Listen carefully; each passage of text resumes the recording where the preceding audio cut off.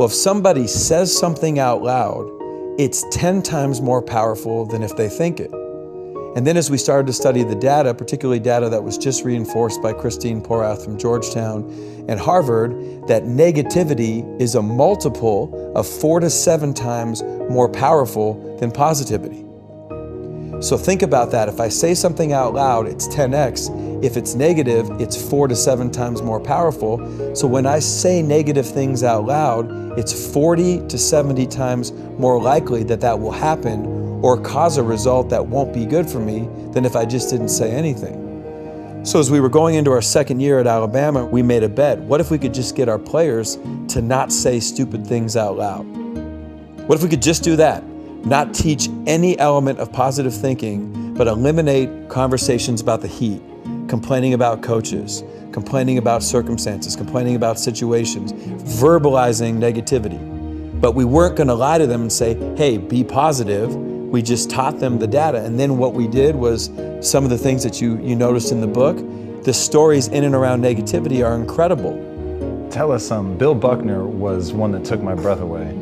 So Billy Buckner, who just passed away recently, was an incredible, an 8-time Gold Glove, a great baseball player for the Boston Red Sox. Well, he made a mistake in sports that would be one of the biggest sport bloopers in history. And in 1986, he let the game-winning run score on a ground ball through his legs that ultimately would give the Mets the World Series. Now, I was just watching an ESPN E60 Jeremy Schaap story, and I saw an interview that was done in 1990, that resurfaced in 1995, where Buckner was interviewed 12 days before the World Series, and he said, the dreams are to win, to win the World Series, and the nightmare would be for me to let the game-winning run score on a ground ball through my legs. And then ultimately that's exactly what would happen. Now, by saying that out loud, what did he do? He didn't make it happen, but he increased the probability.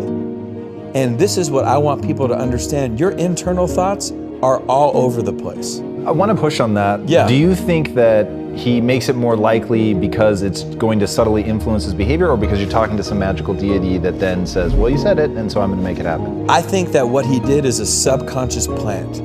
By verbalizing it and knowing that it's 10 times more powerful, he's planting it in his subconscious. He doesn't want it to happen, but it becomes something that's ultimately on his mind, and he gave it more power by verbalizing it. The nightmares are that you're going to let the winning run score on a ground ball through your legs. So,